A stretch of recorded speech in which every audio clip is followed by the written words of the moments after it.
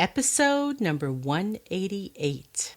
I am so glad that you're here spending time with me for today's show. Just wanted to have a few reminders about what is happening inside the All About Breastfeeding world. The first thing is, I know that you'll want to join our free Facebook group if you have not done so already. All you need to do is go to Facebook and search for the 4 words, All About Breastfeeding Community, and join us. The moms in this group are really great. I find everyone to be very respectful and kind and caring. I really like it when moms post questions they have about breastfeeding, or they have some concerns and they want to ask other people, is this normal? Has this happened to you? Or what should I do about this? And I just love when moms are able to help each other. And I love it when they can offer help and suggestions. And they do so by responding. So in this free group, I want to make sure that all the information that's being given is accurate. And if it's not, I kind of add my 2 cents in. And I just want to be sure to offer my expertise when necessary. But I like to give the moms in the group a lot of leeway to really help and support each other. In a post in this week, Camille asked some very basic questions about her 1-month-old sleeping habits. Now, to those of us who have had several kids, these are very basic questions, but to Camille, it's really important. This is a new job for her. And like most of us when we're new at this, we don't really have much of a clue about what's normal and what's not. So she had some questions about her 1-month-old sleeping habits. And what I really liked is that a few experienced moms, they just jumped in with posts and responded to her. And they were able to help Camille feel comfortable knowing that what her baby was doing is fairly normal at this stage.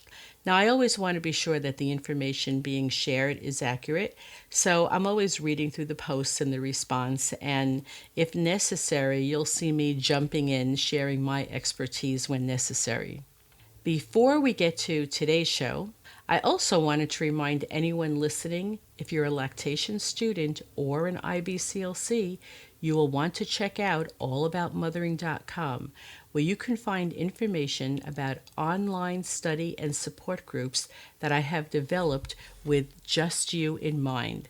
There's a group that we're starting in August for lactation students, and there's a group that we're starting for IBCLCs who are wanting to open up their private practice or who already have a private practice and are looking for peer support and lots of great information on how to help build their business. And you will also find information about our online breastfeeding group that's for moms who have babies and you want to meet and chat and get support online from other moms, and I will be facilitating all 3 of those groups. Today is a repeat show in which you are going to have the pleasure to hear Kathleen Kendall-Tackett talk to us about her personal birth and postpartum experience. She suffered from birth trauma, and while she knew something was gravely wrong, she wasn't able to find the appropriate help for herself. This led her to do her own research on the relationship between birth trauma and PTSD. Enjoy today's show. It was pretty much totally unexpected.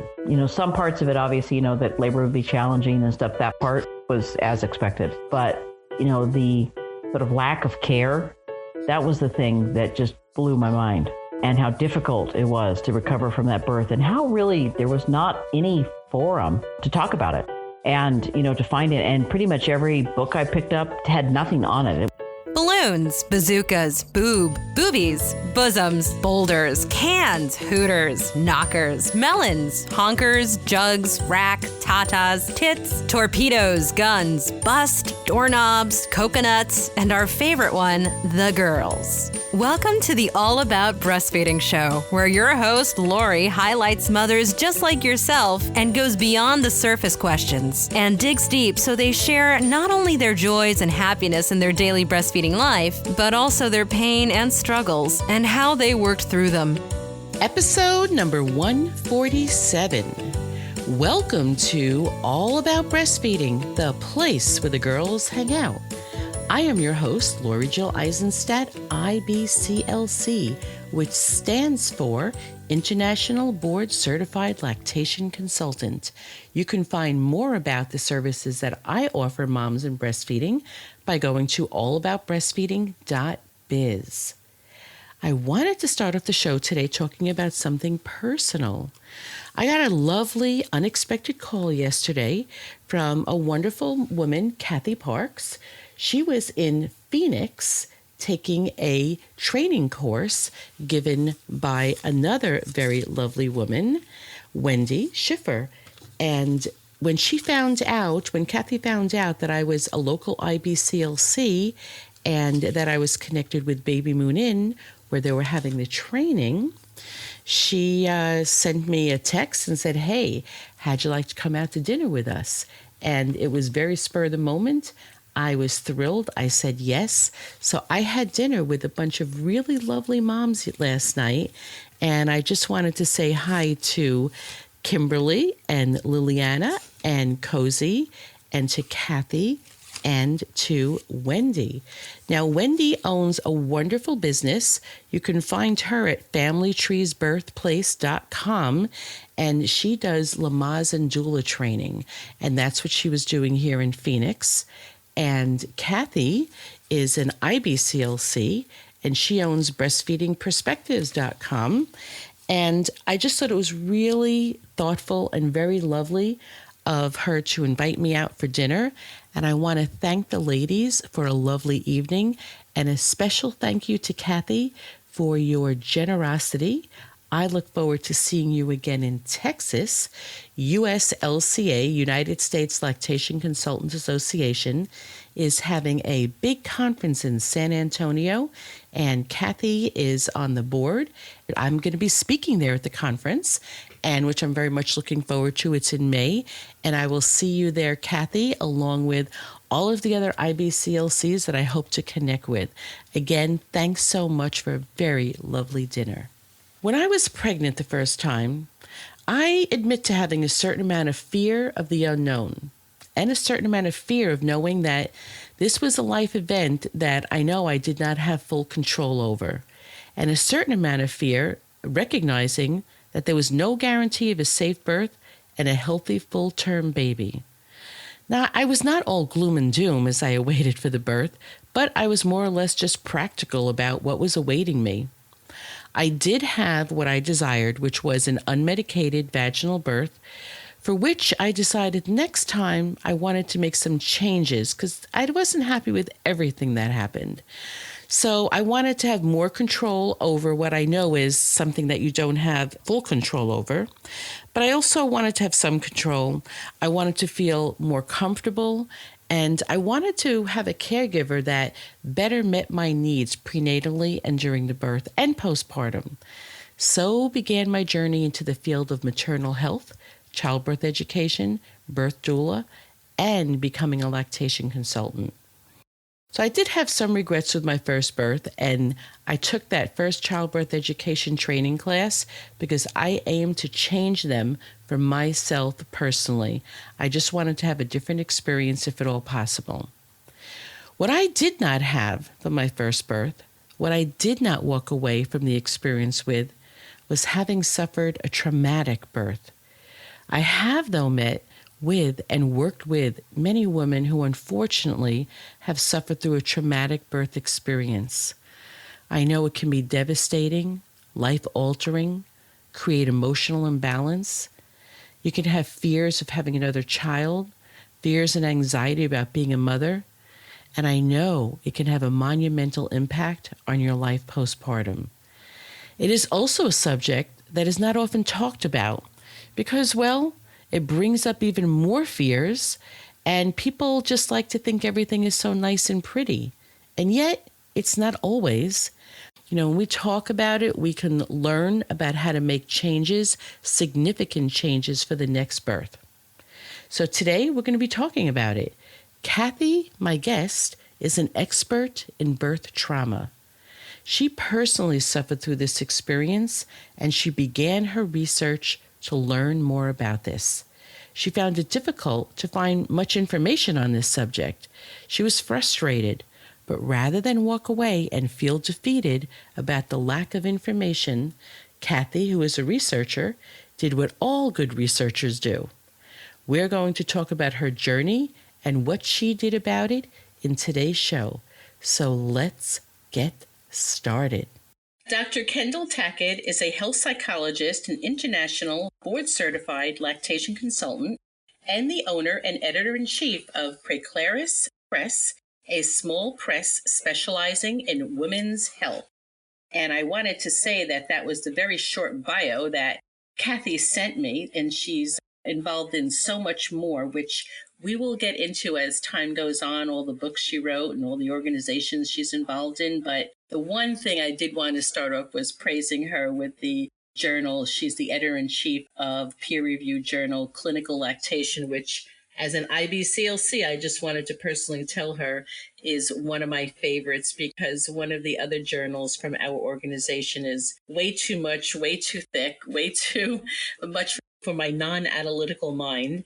And this really gives me lots of really great information, a very easy to understand way that I can, not that you want to be quick, but there's almost like quick sound bites that I could read in between appointments and still get a really great understanding. And I love the people who authored the articles. So I just wanted to tell you thank you so much for that, Kathy, and welcome to the All About Breastfeeding show. Well, thanks. And I want to just say thanks for that comment, because that's exactly what we try to do, is keep our articles short so they're easy to read for clinicians who are kind of reading between clients. And that's really kind of who we've had in mind all along. And so I'm actually tickled to death to hear that that is actually working for you. So that's good. That was totally unsolicited, but it really is the truth. I could take it with me in the car, read it between appointments, and I can really get good information out of it. Whereas other ones, it's like partway through and I just don't even come back to it. So I don't really get what it is that they were wanting me to learn because I'm not seeing it through. Thank you very much. We appreciate it. And I'll say thank you on behalf of my crew. You're welcome. It's always nice to know we do a good job, right? Yeah, it is. Kathy, can you tell us a little bit of background about the family you grew up in? Yeah, I grew up in a family of with 4 kids. I'm the oldest. I grew up in Southern California, and just a kind of normal family. Growing up in the in the 60s and 70s, and not breastfeeding. I never actually ever even really thought about it, to tell you the truth, until I was pregnant the first time. Father was a veterinarian. My mom was a stay-at-home mom. Very kind of similar background to a lot of the other kids that I knew at the time. What I'm curious to know is that you got right in there, because this is a big part of your world. So you got right in there and said that you never even thought about breastfeeding until you were pregnant the first time. So what is it that you thought that you would be doing as an adult? Were you looking forward to becoming a mom and staying at home? Were you looking forward to making a career out of interests that you had when you were a young child? Well, truthfully, I never even considered that I would stay home. And so I have to admit, I was a little surprised that I ended up doing that. I trained as an academic researcher, and that's actually really what I thought I would do. And I finished my PhD exactly 1 month to the day of when I had my first child, which is not really actually a good way to do it. So I defended my dissertation on March 1st, and I had Ken on April 1st. And it was like a race to the end. Yeah, pretty much. I really did want to be finished before I had my baby, because I just knew that it would be hard to go back. Very difficult birth experience turned my world upside down and changed things for me. So that was kind of what ended up sort of redirecting some of the work that I did. When you talk about your birth, is everything that you went through, was it all totally unexpected? Did you expect a very, very different experience? Or parts of it traumatic and other parts what you expected? It was pretty much totally unexpected. Some parts of it, obviously, that labor would be challenging and stuff, that part was as expected. But, the sort of lack of care, that was the thing that just blew my mind, and how difficult it was to recover from that birth, and how really there was not any forum to talk about it. And, to find it, and pretty much every book I picked up had nothing on it. It was actually one of the things that drove me to the research literature in the first place. And I ended up actually looking, I was trained as a trauma researcher, and I ended up looking at a lot of the mainstream PTSD stuff, which back in the day was all combat vets, sexual assault, and Holocaust. Those were the things that people studied. and, trying to apply birth to that and thinking, my God, this fits. There was no framework to even talk about it. And so actually, I was actually one of the first people to write about birth and PTSD back in 1992, just because, again, I recognized that it really did fit, even though at the time you couldn't formally diagnose PTSD. Because part of it is, we have what's called the exclusion criteria. It's like, what kind of things are things that people experience, and does it sort of meet that threshold of a traumatic event? At the time, the PTSD definition, and the PTSD has only been around since 1980 as a diagnosis, but it said that you had to experience something that was outside the normal range of human experience. Well, obviously birth isn't. And so right there, just from the very first criteria, you get sort of cut off. And yet the reactions and stuff and the elements of it really actually did fit that. And so that was actually what I was trying to kind of show. And I kept hearing very similar things from other mothers, so I knew I was kind of onto something. So when that happened to you, do you feel it was because of your academic background that you were able to make that connection easily and that you were able to admit to it? And I guess I use the word admit in a kind of weird way, but there's a lot more women know about birth trauma, know about postpartum depression, PTSD, but still have a problem, making that connection. And then when they make that connection, still have a problem admitting to it. So I'm curious to know what it was like for you. Well, every place I turned back then, I was really kind of getting sort of rebuffed. But it was such an overwhelming experience that it was like I had to keep talking about it. Part of it is, I was trained as a researcher, and actually everybody in research, you kind of got the things that you're better at than others. Some people are very good at, sort of design. Some people are very good at, all the statistical analysis. The thing that I've always actually been very strong in is taking literature and making connections in sort of weird ways. It's like bringing together this literature with this and showing how they overlap. Synthesizing literature. That's always kind of really been a strong point for me. I started actually going through the postpartum depression literature because I was trying to kind of understand things. And at the time I was living in the Boston area, and that was kind of the epicenter of it's all hormones, mothers need to wean, and we're going to get them on this whole cocktail of drugs. That was the approach. And that every conference you went to, that's what you heard. But when I started actually reading the studies, I thought, I'm not getting that out of here at all, actually. And that was like a first kind of inkling. And again, I think it took, somebody to kind of go in some ways in a naive way and look at that literature with fresh eyes and say, that's not what this literature is saying. This literature is saying something different. And that was actually the why I decided to write the first book, because I thought I really need to sort of lay out the studies. And that's always kind of been the way I've tried to approach things. It's like when I talk about studies, I don't try to generalize. I try to say, here's kind of the point I'm making, and here's why, and here's the study. Here's the number of participants, here's who they were, what country, what year, what did they look at, and here's the result. So I try to really actually show as much of the actual studies as I can. That's the strongest position to be in, I think.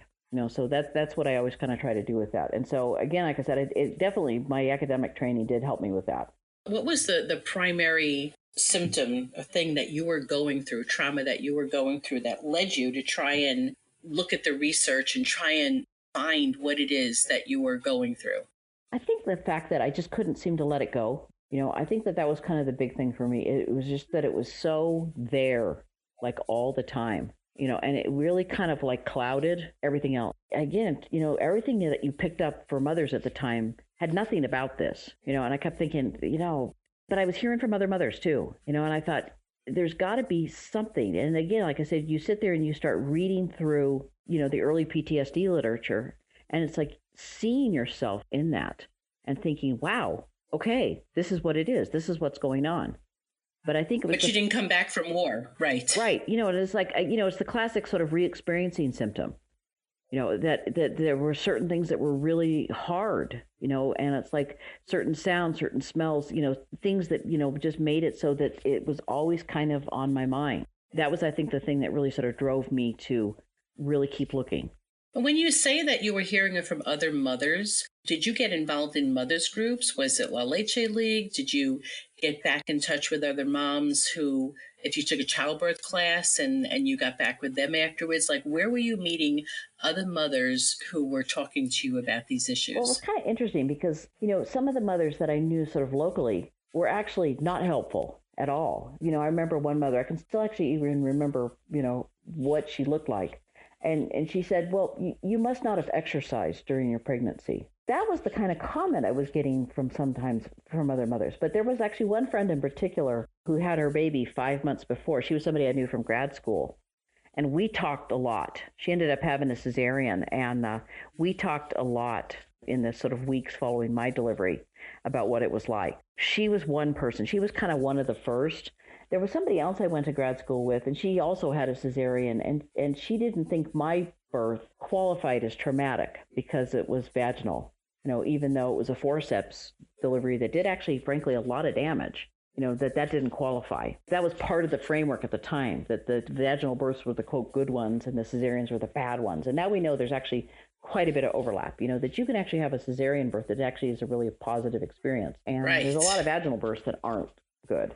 I've been to my fair share of vaginal births that I've been like, you know what, it almost would have been nicer if she scheduled her section like this is like mainstream OB, schedule it like a lady, come in on a certain day, have the surgery, and leave 2 days later. Now, we don't want women doing that, right. But in comparison to this birth that I witnessed, those were some of the thoughts that I had at times. Yeah. And I can, I can understand that. Where I really talk to a lot of moms about this is when I started interviewing mothers for the book. I put an ad. There was a PPD organization on depression after delivery, and they put a little ad in their newsletter, and people got in contact with me. It was all by phone and mail. Believe it or not, I mean, we didn't even have email back then. But I talked to a lot of them and, interviewed them in depth. And even though many of them started off saying, yeah, my depression was all hormones. And then they'd go on, and what they talked about was actually having a really difficult birth. So it was kind of like, okay, yeah, I think there might be something else going on here besides your hormones. Yeah, also, just partly not making that connection and partly just being told we are hormonal beings, and yet it's so often blamed for everything, this little Band-Aid that's put on everything. And you're right, it's so much more than that. And I remember like when I was going through stuff, and I don't know if you found this, but I think the harder part and the part that would make some things even worse for me was the average woman that I met was either not connected to it or was not truthful. Right. Because I met so many more moms who had a smile on their face and everything was fine, Right. which my regular listeners who have listened to some of my earlier shows when I talked about my experience, that would just set me off on another whole thing. And then I would go back into my apartment and I would just sit and cry, because that would make me feel even worse about my feelings. Right. Because I would meet all these women who, they looked well, they had makeup on, their babies were dressed well. And I felt like I was sleep deprived and disheveled and crying a lot. Yeah. And that's not what they were. But then when I joined a mother's group where we were facilitated by experienced facilitators, and it was just us, babies in the room, and we met for like 10 weeks. Well, then it all started coming out, and I realized all these women who were telling me that things were fine, that probably at least 50% of them, it was not really that fine. We're putting on this face for the public. Yeah, I think that's definitely true. And I said, I'm glad you had the experience where you could hear it from other mothers, truthfully, not fine. Oh my goodness, what a source of like 55 pounds taken off my shoulders when one of the first things someone in the group said that just made me think like, oh, I think I am in the right place. And like, oh my goodness, you too, was when this one mom said something to the effect of, some days, I mean, I'm thrilled that I'm a mother, but some days I wish I was anything but. And I was like, oh my goodness, like those are the thoughts that go through my head, and they're scary. And you don't want to tell people because then they're going to think you're not a good mother or you're someone to worry about. And then I look at all these people, there were 10 other moms in the room and almost everybody was shaking their head. And I'm like, oh my goodness, I'm in the right place and I'm not crazy. Yeah. And that's when the 55-pound weight was lifted off my shoulders. Well, and I think, we set moms off to do all this and cope with all this postpartum stuff by themselves. And then we're surprised that they're depressed, and we're surprised with, the number of women who are, reporting things like birth trauma, and we're surprised that they're having breastfeeding difficulties. We really need to rethink how we handle the postpartum period, but this idea that would just send moms off and, again, like I said, we can in some ways collude with that because, people tell us we're fine. So that's what we tell people. We're fine. What are you talking about? This isn't a problem. We're good. How can we really tell people that we're not fine when we've been blessed with this beautiful, healthy baby? Right? A beautiful, healthy baby is a wonderful thing, but that doesn't negate what happened to you in the process, and I think that that's a very important sort of distinction. It's like right. That, yeah, it's great, but you're not jinxing it to say, this really wasn't okay. And some of the birth experiences I've heard have been just horrific. I mean, they're just awful. From mothers. I've talked to 2 mothers who've had C-sections with failed anesthesia. I mean, no anesthesia. I mean, what the hell? I mentioned, my father was a veterinarian. I told him about that one time, and he said, my God, we wouldn't do that to an animal. Exactly. And it's kind of like, what are we thinking? But even sometimes, one of the things that really can make a big difference for a mom is, does she think she's going to die? And it's like, it doesn't necessarily matter if it's, quote, true or not. The thing is, like, a lot of times practitioners will sort of try to downplay that. Well, yeah, but she wasn't really in any danger. Well, from the mother's perspective, it does not matter because her body, if she thinks she is in danger, her body is going to react to that, and you're going to get probably some PTS symptoms. We have to kind of come at it from the mother's perspective. What was this like from her perspective? But also, too, I mean, the fact that you've got the World Health Organization has issued a statement, I think it was in the last 2 years, really demanding that mothers be treated with respect and care during pregnancy and during their births. The fact that they have to say that, I mean, I think really highlights that we got a problem. And sometimes we'll look at that in the U.S. and we'll think, well, yeah, but that's a third world problem. No, it's here. It's here. We have a higher rate of women developing full criteria PTSD in this country, a higher rate of women doing that than we had people getting PTSD living in lower Manhattan after September 11th. I want you to just think about that number for a little bit. That's just an astonishing number. Higher after birth than after a terrorist attack. It's like, wow. So again, the healthy baby, wonderful. It's really great. But that mom may just feel like a shell of herself after what she went through to get there, to have that baby. And that part needs to be acknowledged. Yeah, I'm so glad you're elaborating on it because that is exactly what a lot of people think. They're internalizing that. How can I say anything bad, negative, when I've been blessed with this healthy baby? And that's what stops some moms from talking about it. That's what causes them to push all those feelings just further and further away. And the further away they get, all this without addressing it, the worse things get. It may not be presented right there, but it will come out at some point in some time. Yeah. One of my friends was told that she was being a selfish bitch because she was complaining about having a C-section. I mean, it's horrendous. It's amazing the things people say. As a lactation consultant, I was talking to students, and I'm always anonymous, but I had a couple of months ago, and it's not that this is that unusual, but I think the fact that the couple was willing to talk about it openly when they were only 4 days postpartum, and both he and she were willing to talk about it because they came in for breastfeeding stuff, but there was just like definitely something. And, as a lactation consultant, we're not, trained psychologists, but and so we started to talk about her birth, and she's like, yeah, she said, but that's over and done with. And now I've had the baby. And I mean, she just told this absolutely horrendous story where she had the scare of her lifetime, did think she was going to die.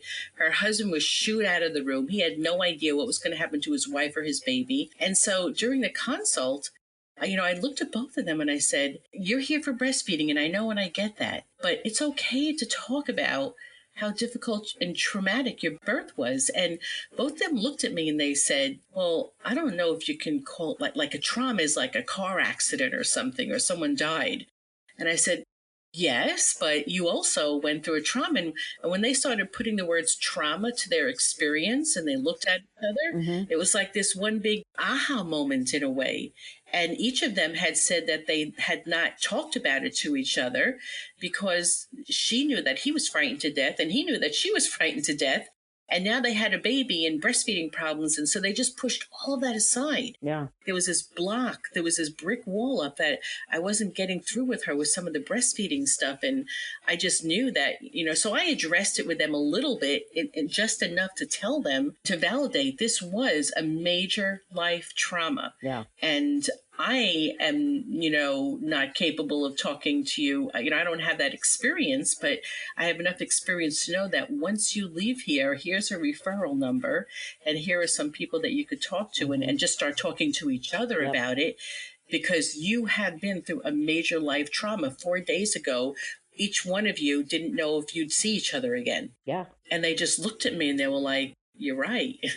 And then I had to say, okay, but could we put that aside just for a few minutes and talk about the breastfeeding stuff? And I have kept in touch with them, and they did seek help, and they are doing okay. Good. But Good. you said she thought she was going to die, and he didn't know she was going to die. A short while later, you're presented with a baby, and you're supposed to just move on and be happy. Exactly. And it's like, I'm sorry, human beings don't work that way. And it's like, right there, she met, that first criteria, that sort of experiencing. Did the event, rise to the threshold level of a traumatic event, and it's death or threatened death. Number one, it's death or threatened death, actual or threatened physical injury, actual or threatened sexual violation. Those are the things. There's a lot of that going on in birth also, Yes, and it lingers for a long time afterwards as women deal with health issues related to birth trauma. Absolutely. Absolutely. And again, like I said, so, birth definitely fits the criteria now. Were you able to work through your own psychological trauma on your own as you were doing the research? Was it helpful for you? Yeah, it was very helpful. And yeah, I did really feel like I did work through it, because it's like now, I don't get triggered. Got to a point where I was able to kind of put it behind me. I mean, one of the things is I just became much more knowledgeable, determined to do things very differently the next time, and did. And so all of those things were helpful. It was a process, but it did definitely change my life. There's no question about that. I felt like I was kind of going this way, and it kind of turned me. And I still am using all the academic stuff that I learned, but I'm just using it in a different way. So while you haven't told us exactly what's happened, I imagine that you were in the world like some of us were. Perhaps you took classes and you learned how to do what I call be a good hospital patient, and you go along with the program. So what did you do the second time around? Like, what are 2 or 3 things that you did to ensure that you were not going to relive that experience again? I actually went so far as to change my primary care provider so I could go to a different hospital that had nurse midwives. And so I had a midwife-attended birth, not a physician-attended birth. So then you had a lot more flexibility in terms of I wasn't flat on my back on the table. I actually could get up and walk around. I could eat and drink. It's a different model and philosophy of birth. I also had a friend come in and act as a doula. I read the first version of the Klaus and Kendall and Klaus book about, mothering the new mother. And now I actually think they've retitled it the doula book, but it was all about why you need a doula. So again, like I said, this was in 1992. So it was a while ago, and that was not really kind of common practice, but those were definitely things that I did to help make sure that things were different. And I'm actually really glad, in some ways I did, because I didn't realize I actually purposely gained less weight because I thought it would make my delivery easier too. And I had an almost 11-pound baby. Wow. Yeah. And, it's funny because I kept kind of saying while I was pregnant, because I showed right away, and I kept saying, this is a big baby. And the midwives would say, no, this is going to be like a 7-pound baby. Well, later the nurse at the hospital told me, she says, yeah, when you walked in, I figured you were going to have a 10-pound baby. And I told her, I said, I'm very glad you kept that to yourself, because I think it would have psyched me out. Of course it would have. Yeah. I did not know that, but it's like I was able to kind of birth in a way like I was on the table but squatting, and it just really facilitated things that made it a lot easier. It was definitely a much better experience. I felt like I walked in as a much more informed consumer. You were more than likely not going to vaginally birth an 11-pound baby flat on your back with your legs up in the air. That would have never happened. Yeah, I can pretty much guarantee that. Were you already feeling more comfortable about looking forward to the birth experience just from your prenatal appointments with the midwives? I was still nervous about it, because I just didn't know what to kind of expect. But yeah, I mean, I felt like I had put things in place that I thought, would at least increase the chances that things would go better. Taking a break, and I wanted to talk to you a little bit more about today's show, which is being brought to you by All About Breastfeeding. As an IBCLC, my expertise is helping mothers prepare for new motherhood, breastfeeding, and postpartum. I have several options that I offer you where I can give you some help, and you can go to allaboutbreastfeeding.biz to find out the ways I can help you with breastfeeding. While on the page, you will notice a link to the Breastfeeding Mothers Group. You can go to allaboutbreastfeeding.biz/support to get there directly. It's an online group that we meet virtually. It begins on February 15th, which is just a couple of days, so there's some spots left for you. I like to keep the group small, only about 10 moms, so we can really get to know one another. You can feel comfortable about sharing your journey into motherhood and breastfeeding with moms who also are there and know what it is like. It's a great group for you to join if you find it hard getting out of the house or have no local group meetings. You don't need to get in the car. You don't need to get dressed. You can attend the group in your pajamas if you want. Nobody's going to judge you. And you get to meet with a group that I'm facilitating. We can talk all about your life as a new mother. If you're pregnant, it's also a great group to join because you can get a bird's eye view into new motherhood and breastfeeding.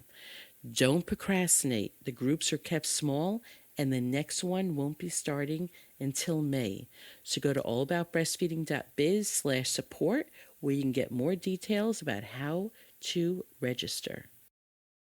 All right, so I'd like for you to talk a little bit talk about one or two things about, in your research, you find that birth trauma, how it affects the very early days of breastfeeding. Well, this is kind of an interesting thing because there's, I will tell you there's not a lot of research on this, but there are a couple of things that we do know that I think we have to pay attention to.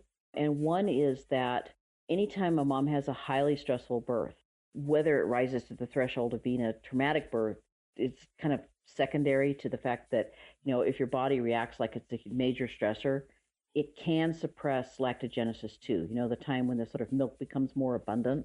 And that can be a problem. I've seen some moms get into trouble with that. One of the La Leche League leaders that, used to be in my group, I was the area coordinator of leaders for La Leche League of Maine and New Hampshire. And one of my leaders up in the mountain called me because she had a mom, she was a birth doula and she had a mom who had a really stressful birth. And this mom was 6 days out and still hadn't had lactogenesis too. That was actually obviously a real problem. And, because then, all of a sudden you can actually get into a situation where the baby ends up being dehydrated and then it's a lot of jaundice and rehospitalized, and it starts this whole sort of cycle. And so again, that's, another thing that kind of perpetuates that sort of trauma for the mother. And so it's something that if we know a mom has had a really difficult birth, this is something I kind of urge people who work in lactation is to say, look, pay attention. Get that mom checking in with you like pretty much every day. Where are we? Because sometimes moms will go, what happens is moms go home and they say, oh, he's such a good baby. He sleeps all the time. The next thing you know, that baby's in some kind of medical crisis. That delay in lactogenesis, I think that's probably the single biggest thing that's an issue. As lactation consultants, we don't want to hear that your babies are really good and sleep really well. Yeah. The other thing, that we got to kind of pay attention to is for people who have experienced trauma, a lot of skin-to-skin contact for some of the moms can be very triggering. And so it's something we just have to pay attention to. It may be very, very subtle. We plop that baby down on the mom and the mom just starts recoiling. And it's like, oftentimes it can be a very subtle thing.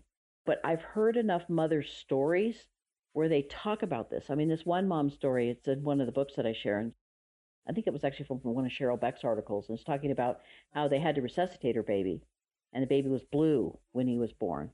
And then they just plop this baby down on this mother, and here's this blue baby, and she doesn't even think he's alive. And she said when every time she tried to breastfeed that baby, then after that, it was like reminding her of what it was like to have this baby that she didn't even think was going to live put on her.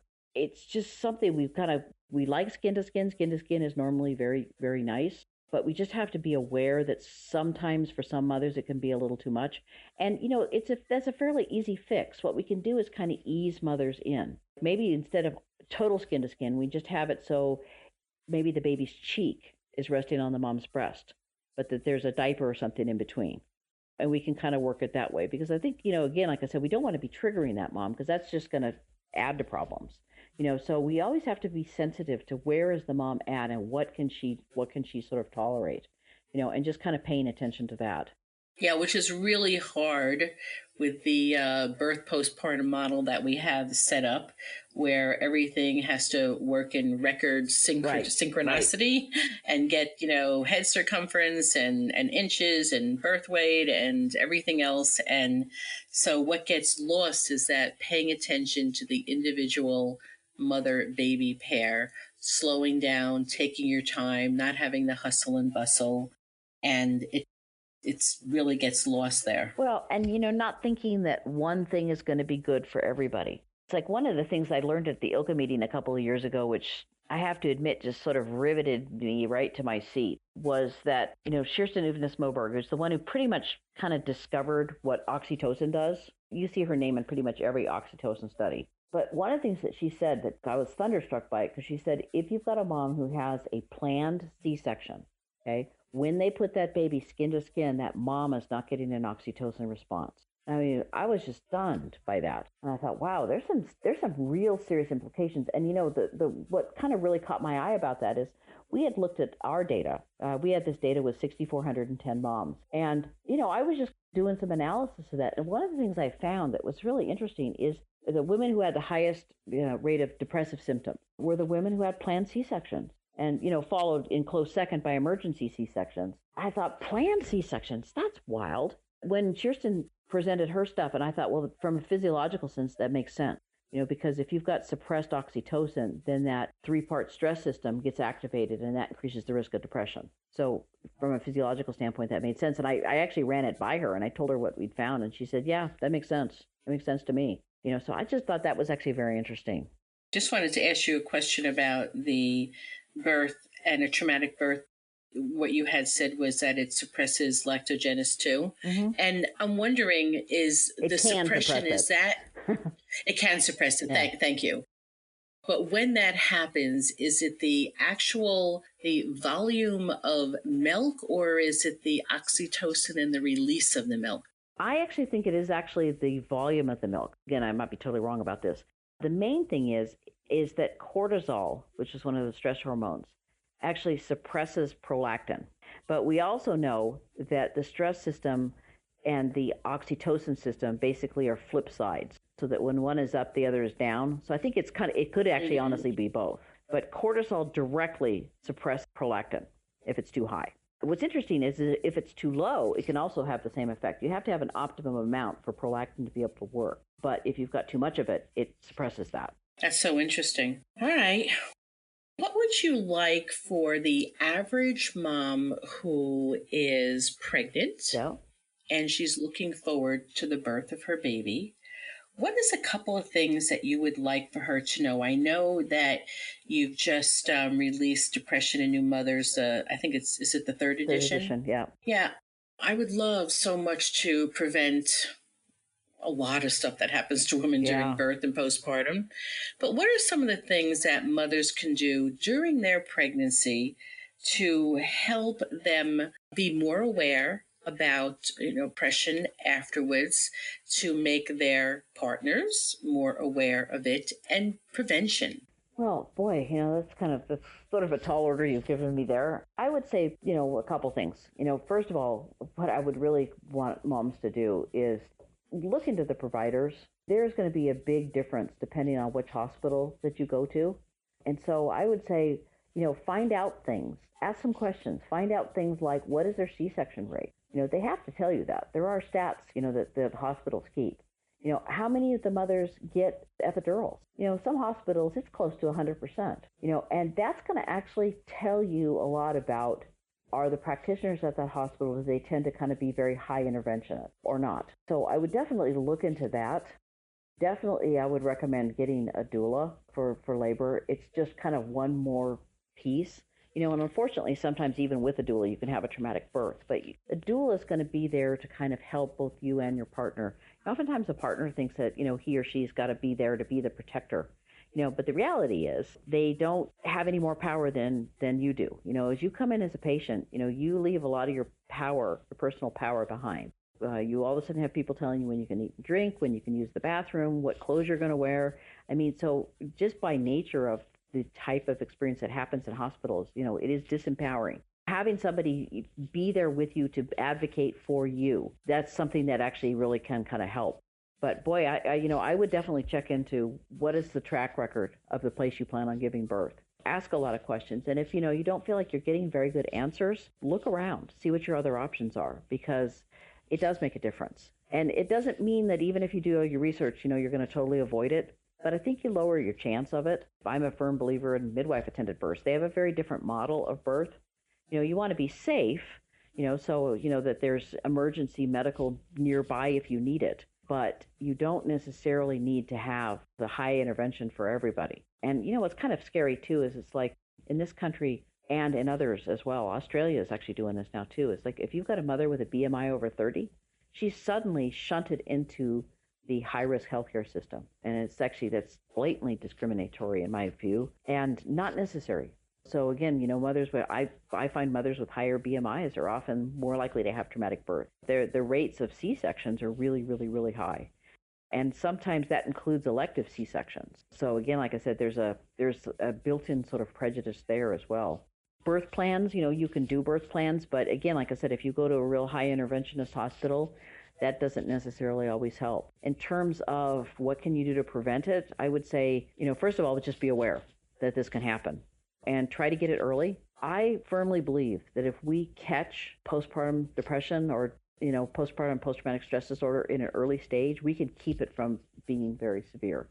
I would say definitely pay attention, recognize your partner can also be traumatized and can also develop depression, and then it sort of compounds the effect. But be aware of what the symptoms are. It's like if you find that, just things aren't very fun for you anymore, you feel sad, depressed, hopeless, and that seems to go on. That's something that's kind of an everyday thing. Look into it because chances are it could be symptoms of depression.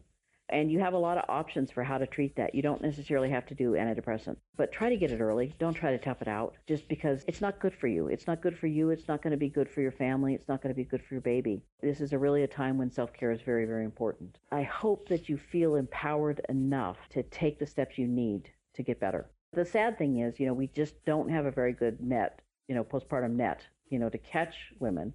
A lot of women kind of fall sort of through the cracks and, recognize that actually you'd be surprised how common depression is. When you look at certain populations, like the figure everybody always quotes is 10 to 15% of new mothers. That number is too low. That's mothers that come into the mental health system. That's mothers, white middle-class educated mothers. When you broaden the scope to include mothers that are in other circumstances, it's really interesting. There have been a lot of studies lately on, mothers who have experienced disasters, like Hurricane Katrina or the Sichuan earthquake in China. Mothers who have partners who are violent, mothers who have histories of childhood abuse. Those are big chunks of the population.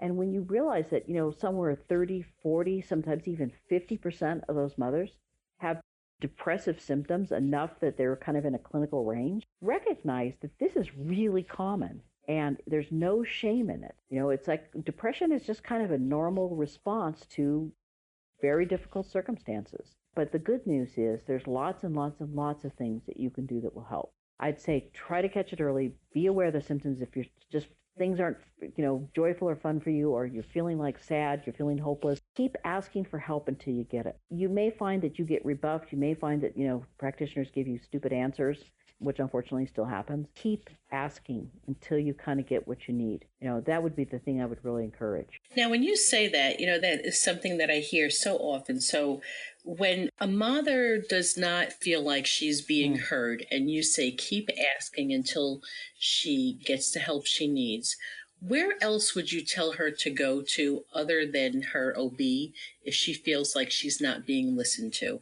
or, her general practitioner? Right. Well, she's got a few places. Postpartum Support International is one place. They're going to be knowledgeable about perinatal mood disorders, and they have a list of practitioners. And again, even with somebody on that list, you may go and think, it's important that you feel like you can work with whoever you end up, going to see. So again, that's a good place to start, but also just trying to find somebody who is a good match for you in terms of how you feel and how you kind of want to proceed with, how to treat this. You can go, if you see a family practice doc, nurse practitioners, nurse midwives actually also can treat. Now that's assuming you want to go the medication route. If you'd like to try other things, there's a lot of really good self-help books that can be very, very useful. There's one that's kind of like the classic.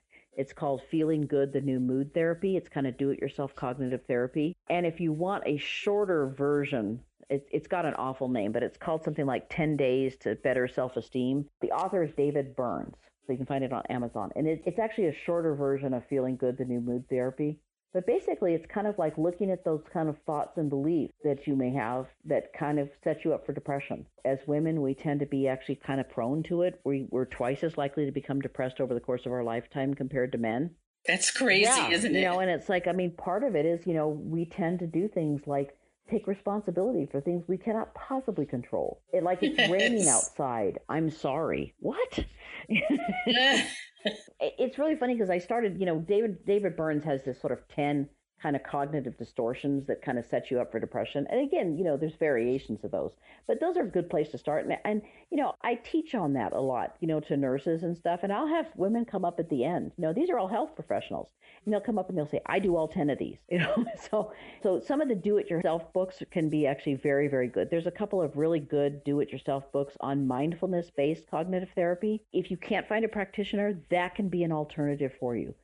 Sometimes getting a chance to just talk to other mothers. I would say definitely start taking omega-3, especially, if you're feeling really kind of depressed, you have depressive symptoms, 1,000 milligrams of EPA. If you go on the U.S. Pharmacopoeia website, which is usp.org, it will give you the names of brands that are actually tested that are, free of contaminants. One of the brands I like is Nature Made. And I'll just say I have no commercial relation to any of these organizations or any of these products, but it is a good brand. It's a safe brand. You want to take 1,000 milligrams of that. Getting some exercise, especially if you can kind of get outside while you do it. Those are all things that we know that help even with major depression. So again, there's many things that you can do that can make you feel better. One of the things that can be very helpful for trauma is writing about it. There's a really good book. It's written by the guy who did a lot of the research on this called Writing to Heal. And it's basically about how you can use journaling to heal from traumatic events. And he's a researcher at University of Texas. He kind of discovered this by accident, really. He was studying sort of psycholinguistic qualities and something, that's his specialty.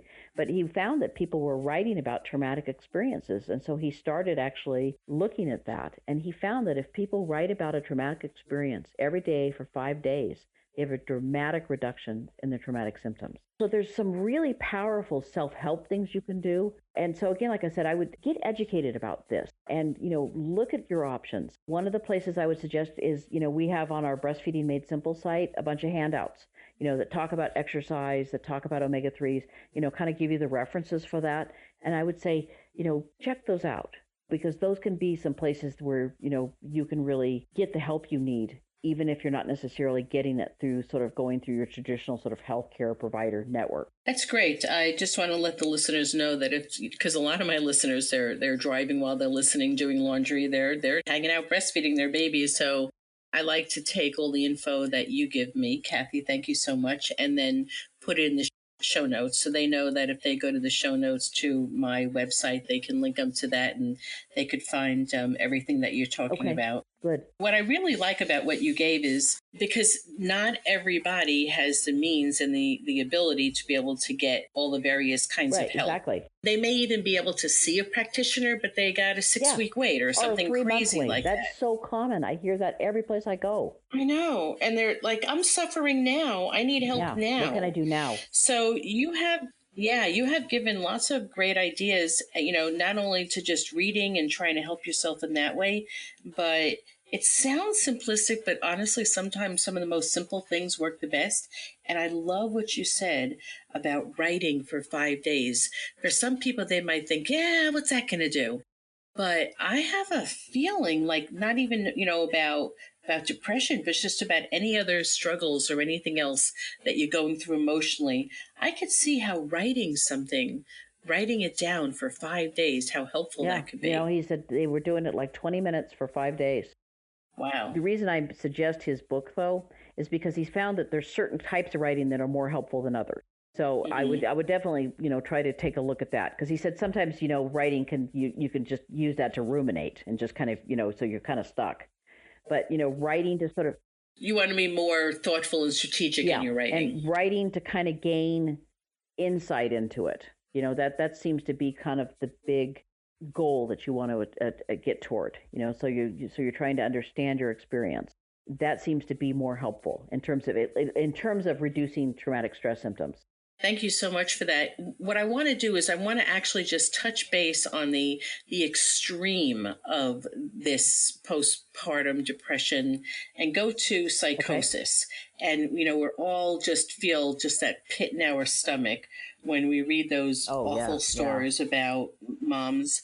And so sometimes you don't know that you're actually going through it. So I want you to speak to the moms who might be going through, but also to their partners, to other professionals, lactation consultant students who are listening to this show.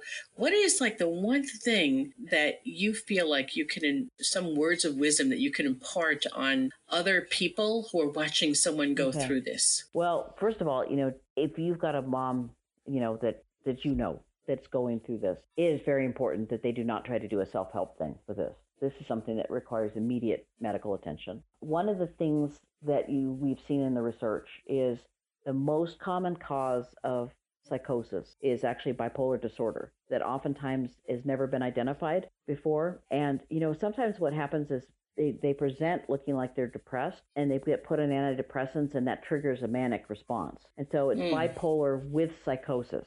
Okay, so it's not just, because somebody can have bipolar without having psychosis. Bipolar disorder with psychosis, that's the most common diagnosis that comes with postpartum psychosis. It is fortunately very rare, so that's kind of the good news. But one of the things that I kind of learned, especially when I was doing the interviews for that first book, is, I interviewed several moms who had postpartum psychosis, and the symptom that seemed to precede it was 2 or 3 days with no sleep. That is a red flag symptom. That is such a serious symptom, so it's like, boy, it's like if you know a mom, or if you are a mom, who is not sleeping like that, that's something that you need to go see the doctor now. Hang up the phone and go see the doctor. One of the signs or symptoms that, people often exhibit is, talking very fast, and they've got all these grandiose ideas and they're going to do this and this and this. And maybe I'll go get up and I'll write a book, or maybe I'll do this. It's just, these kind of fantastic sort of ideas, or they're up at 2:00 in the morning because they're writing all their thank you notes. These are kind of concerning symptoms. And, I said,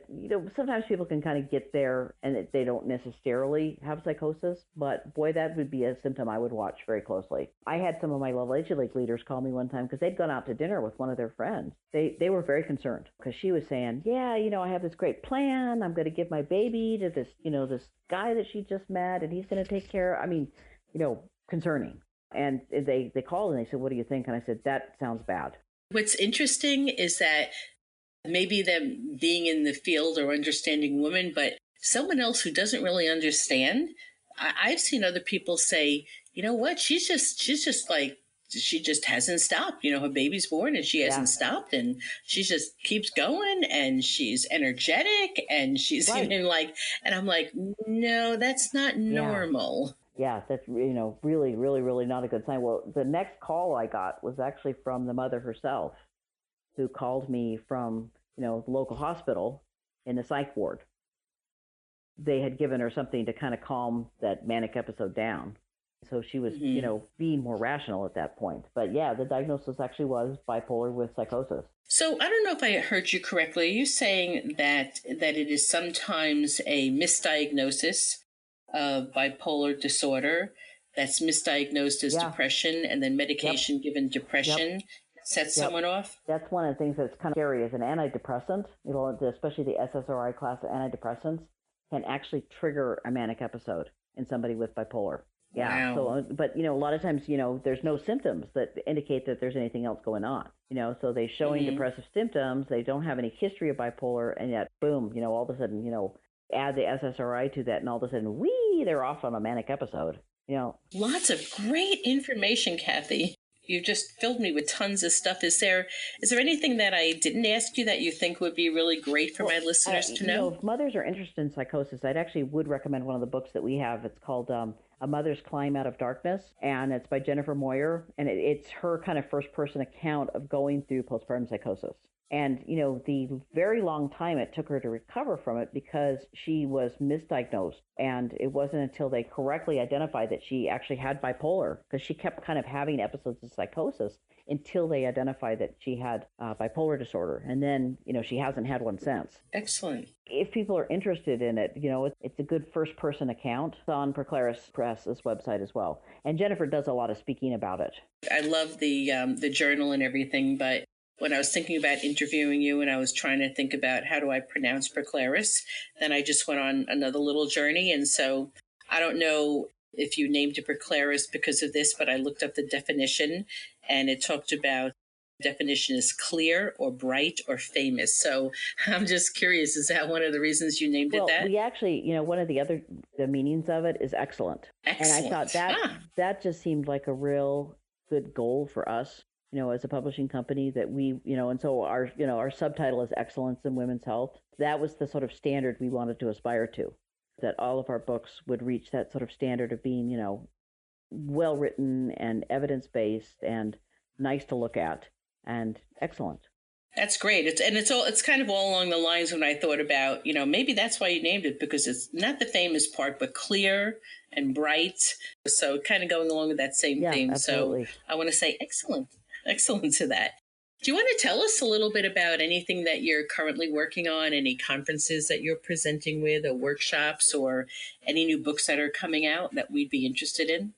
Well, we've got a book actually that I did for Rutledge. I didn't do it for Claris, called Women's Mental Health Throughout the Lifespan. And that's actually, I think, that's an interesting book. We ended up sort of filling a niche that wasn't sort of there, and we tried to have different kind of voices.